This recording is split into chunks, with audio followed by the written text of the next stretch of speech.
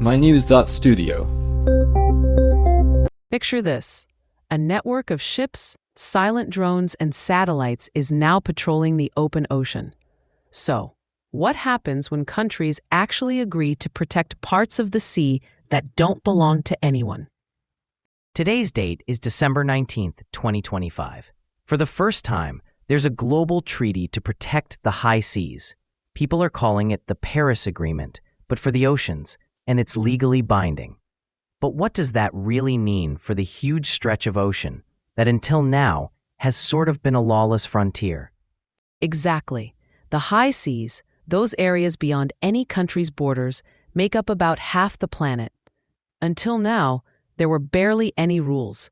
This new treaty changes that. It sets up a system for marine protected areas, or MPAs, and starts regulating things like industrial fishing and deep-sea mining. Why is this happening right now? Is it mostly about declining ecosystems? Or is there a climate factor at play too? It's both.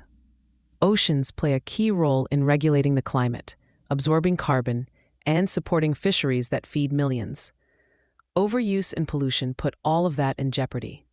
So, the treaty isn't just about protecting species. It's also about food security and climate stability. Let's get into the details. You mentioned MPAs. Are we talking about huge stretches of ocean where fishing and mining just aren't allowed? That's the goal. The treaty allows for the creation of large MPAs. For example, French Polynesia just announced what's now the world's biggest marine protected area. In these zones, activities like bottom trawling, which is really damaging, can be restricted or even banned. But who's actually making sure the rules are followed? The high seas are enormous. How does enforcement work? That's a major challenge.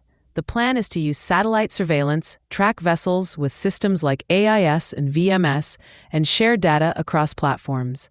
There's also talk about using uncrewed surface vessels. Uncrewed vessels? Like drones and smart buoys? Exactly. Drones, smart buoys equipped with sensors, all working together.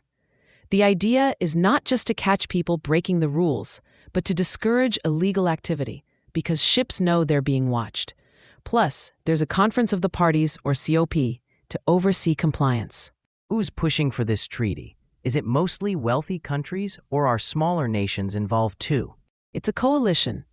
The EU is involved, as are countries from Latin America, the Caribbean, and the Pacific Islands. Small island and coastal developing nations are especially active. They want more than just enforcement. They want to benefit from the high seas too. Benefit in what way? Is it just about fishing rights, or is there something else?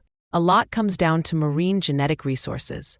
For example, enzymes from deep-sea microbes that might be useful in medicine or industry.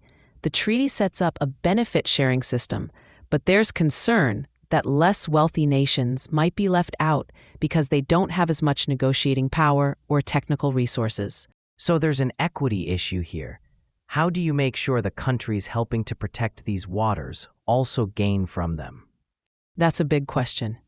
The treaty aims for fair frameworks, but actually making that happen will be complicated.